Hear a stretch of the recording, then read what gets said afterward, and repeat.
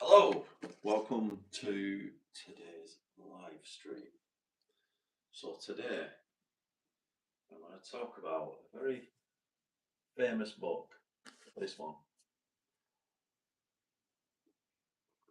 The Obstacle is the Way, which is Ryan Holiday's book. Ryan's a Stoic writer, Stoic author. And The Obstacle is the Way is the ancient art of turning adversity to advantage. Right? So what we've got here now, I'm going to talk about adaptability and resilience. So why it's important to build that. Well, in yesterday's live stream, I talked about how to build a life, right, that you don't need to escape from. And that was all based on building personal sovereignty, living life on your terms. And this is very similar, but it's a different take on it because when we think about the obstacle is the way in the Stoic sense, what we mean there is, let's say you're just going about your daily life, right, and then something just hits you out of the blue. If you just crumble at that point, if it's so devastating, because we get these like terrifying moments that happen to us. You can't really escape from these sometimes. Sometimes it just comes out of the blue. That can be anything. That can be kind of business related. Maybe there's like clients not paid up, and you're really struggling financially, and you're really dependent on the client paying by a certain date, slash you left you short for cash flow, or something even worse than that, like a massive court case against your business or something like this. So it's just completely, it's going to bankrupt you. So you got all these like major things. It might be like in your personal life, you might get flipping out of nowhere, just get in a bad accident, get injured, or you might get like a relationship breakdown where you've been blindsided. There's all sorts of things that can happen, right? And quite often these things are not as bad as they look, right? So even like yesterday, I said about my little Amazon issue. I mean, is it that bad really? If I lose 2 or 3 days worth of sales on Amazon, it's not a disaster. The only annoying thing for me there, I basically got to wait till Monday till the bank opens so I can square something, send the document. So I got to wait till tomorrow. The annoying thing there was I was on my best week of sales so far. So it's like a little personal goal. It really fucking annoyed me because this is probably the best week of the year for sales. And it just so happens that you lose a couple of days of sales there and it's dead annoying. Is it the end of the world? No. Is it? There's far worse things that have happened in my life. And whenever these happen, when something happens, what you've got to do is learn to be adaptable and resilient. And a way to do that is, like I said yesterday, is to build personal sovereignty. So let's say something happens, like take this example with Amazon for me, right? What that tells me is that I'm too reliant on Amazon. So I built a dependency there. Right, and the way around that, the fix around that, yes, I solved the Amazon issue, but the way around that is, so if it happens again, I'm not got all my eggs tied in Amazon. I've got other means. So you know what I do? Well, I look at conversion rate optimization on the website. There's a lot of work to do there. Maybe improve sales there, direct all the marketing traffic there. Look at other platforms. You've got all sorts of different platforms that you can sell on. Optimize them. So it becomes, when we talk about the obstacle is away, it becomes an opportunity to then look at the situation, look at the challenge, and then it sharpens you. It's like, okay, this is a test. What can I do to deal with it? I'm not gonna panic. I'm gonna say, okay, let's improve in this area instead. Well, another example might be like, let's say you just have, I don't know, you just had a breakup or something in your life, struggling. You've got your heart broke. What can you do in that scenario? So, in terms of the obstacle is away, the obstacle is this fucking heartbreak's just hitting you. Right. That is obviously a challenge. What is a way around it? Well, I can look at it and go, okay, let's look at the objective reality. Why did it happen? Maybe do a little bit of analysis and then go, okay, maybe I've got something areas to work on. Start working on them. Go in the gym, work out, lose some weight, get in shape, all that kind of thing. Maybe tidy up your appearance, start dressing a bit sharper. So there's always a way to sort of solve it. And I've got some points here, right? I'll put them in the description, but I've got some points. So quite often, when you get hit out of the blue, like just blindsided by something, the first thing you ought to do is accept reality, because quite often when you ignore reality, tough times come. Like Jim Rohn says, there's life's like a bunch of seasons, isn't it? When the winter comes, which is now, that's when the tough times come. Not accepting it is a very, very bad thing. So you've always got to get used to sort of accepting reality. And what is your name? Well, it's the name of my channel, actually. My name's Andy. Welcome to the live. So yeah, because when you don't accept reality, this is where suffering can happen. Because not accepting reality really is wishing the world will be some other way than it currently is. Now you can ignore reality. I think it was Ayn Rand, wasn't it? You can ignore reality, but you can't ignore the consequences of reality. And that is very, very important. So, accepting reality is absolutely massive here. Thank you. Yeah. Oh, exactly. Yeah. Keep going. You can make it. Yeah. Now, another thing is, like I said yesterday, building personal sovereignty and living life on your terms, where you're in control of everything, is one of those ways where allows you to adapt quickly in any scenario. So if something happens, you can adapt quickly. You've always got to build. Whenever anything happens, it's always usually the pain usually becomes because you become dependent on something. Maybe you become too dependent on a person or a particular business stream and things like this, and it just hits you out of the blue. What you ought to be doing at that point is looking at it and going, okay, the next time this happens, I'm going to be able to control it. I'm not going to be dependent on it. You start building in other sort of mechanisms for dealing with it. So a great one I always think is working on your emotional self-control. So let's look at your personal situations, things like relationships. I always think that you should be looking at sort of being okay on your own, right? So if, in other words, taking the view that people can come and go, and then you never get, I'm not saying you'll never get hurt, because obviously you get attached to people and that kind of thing, but understanding that, breakups happen, and if it does happen, you're not going to panic, right? And you're going to accept reality, and then you're just going to address it, right? Because this is it. Every challenge in life, it's like every challenge that hits you is an opportunity for almost like character development. It's like opportunity for you to. It's a test. Can you navigate it? Can you work around it? Right. Hey, bro, you've got 12 viewers. That's the start. Yeah, I know. Yeah, maybe it's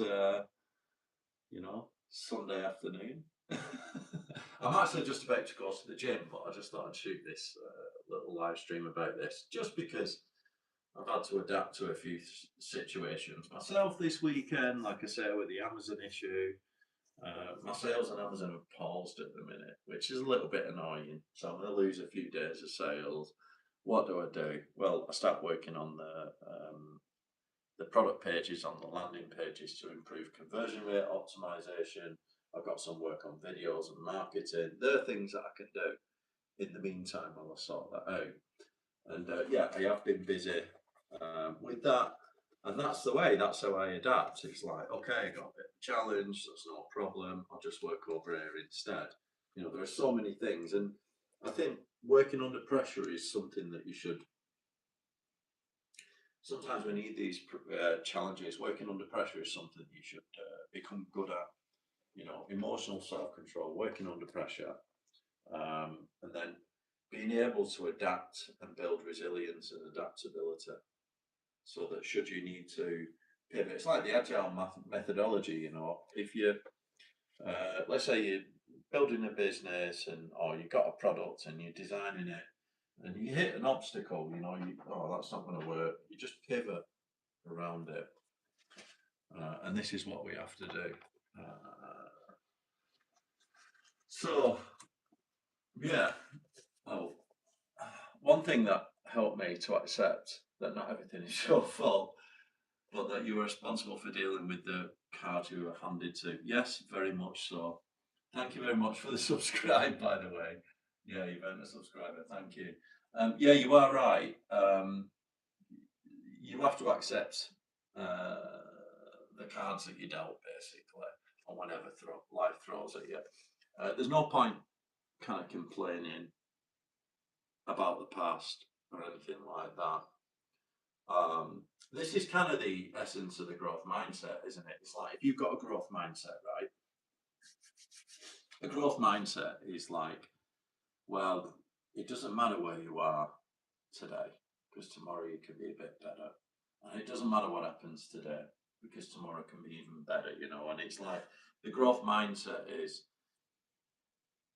yes, you accept where you are, you accept what you've got. Yeah, you have to go for football. No worries. You have to accept what you've got, but then, okay, thank you very much. You have an amazing weekend too. But you accept where you are, right? And then you navigate around it based on the hand that you've got, right? There's always ways to improve and navigate around tough, challenging situations. And it's like realizing that, like Jim Rohn said, life's like a bunch of seasons. The winter comes, guess what comes next? Spring, right? Spring always comes after winter. You can predict it. Good times, bad times. Bad times don't last forever.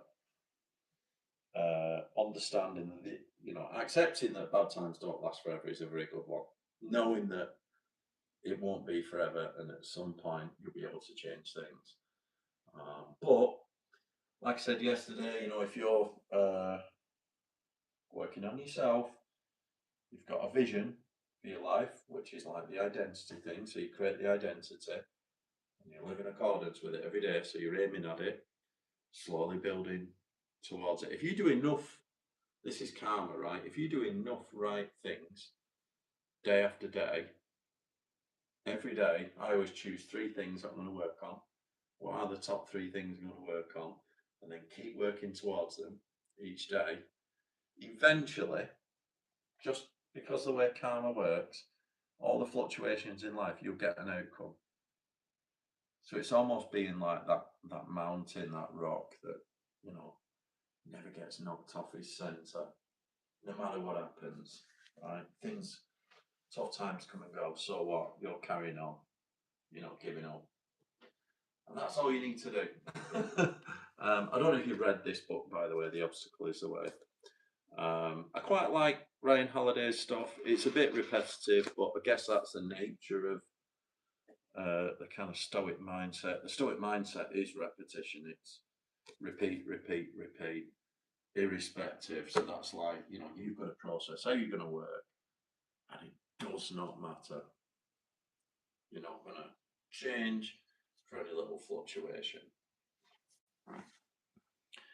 It's like in maths. Oh yeah, and all this probability. I've not seen that. In life, you can have straight L's, but that won't change the new chances tomorrow. Yes, exactly. Right. This is a great one. It's like a trade. It's like a trader's mindset, right? Loss aversion and probability. So a great book for this is, have I got it there? Yeah. Here we go. This book. I spoke about this many times. It's one of my favourite books, actually. This one, Thinking Fast and Slow, Daniel Kahneman. My copy's absolutely battered because I've been through it to death, you know, I wrote loads of notes, but Daniel Kahneman in here does one of the best jobs of earning of loss aversion. So the fact is, we'll do more to avoid pain. We will to seek pleasure. And once you understand this, it's one of the best kind of mental models you can get in your head. Once you understand this, you can tighten up the gap, because what Daniel Kahneman says in here is, it's like when you take a risk, it's like the trader's mindset. Why do people panic on when stocks start going down, things like this start selling? Well, you've got to be emotionally resilient, because apparently, typical human psychology says we need the upside. Let's say there's two choices, there's a chance of winning or a chance of losing. We need the upside to be 1.5 to 2.5 times the downside in order to take the risk. Now, that is like just saying that you'll do everything to avoid the pain, but if the pleasure is much greater, you won't take the risk unless the chances are so great in favour of the pleasure. And what Daniel's trying to say is you should tighten that up, depending on the risk. If it's something small, like like a little business deal or something that's not like bankrupt, then you should be going for looking for any asymmetrical upside. That means you don't need it 1.5 to 2.5 times. Maybe you just need it like 1.1 times, and it's worth taking the risk or whatever on a small thing. Obviously, you're not going to take such a risk on your life or anything like this or anything crazy, right? But this is a great book on that. So yeah, in terms of like taking let's say you want to take a risk on, that can be like in business, right? You want to start a business, or you want to take a risk on a particular business deal, right? And it's in your favor, and you've done everything you can. You create a solid plan, you've looked at all the odds, you've weighed up all the risks, and you go for it, and it doesn't work out. What should you do in that scenario? Well, I always think that as long as you've done everything you can, sometimes you don't get the outcome, right? But what you shouldn't do is let that failure then affect you the next time you see such an opportunity.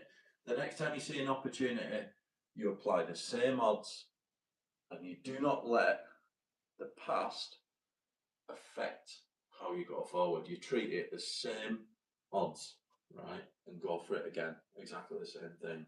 That's quite hard to do, but you're always playing against the same odds, and this is it. I think this is what you're talking about here. Won't affect the chances, the new chances tomorrow. The good thing is that what you're saying, yeah? To the new people, this guy is just. Oh, thank you. No flexing, no, no, no. No promoting drugs and infidelity. Yeah. No, we don't do drugs here, mate. Exactly, yeah. I think that's the case, though. We do not do drugs. Yeah, cheers. But yeah, essentially, developing that kind of trader's mindset. This is a great book. You should read this book. I recommend it. By the way, I have got a reading list if you go to my website, andyholt.co.uk. Lots of good books on there that you'll see that I recommend. This is on there as well as many other books. Another thing that I like about this is obviously the best lesson here is the loss aversion, understanding loss aversion, because this is it's so powerful if you learn that. It is a difficult book, but if you just learn about, it even teaches things like the probability of success in business and things like this, which is really important. Just a little note on that. The probability of success in business is quite slim.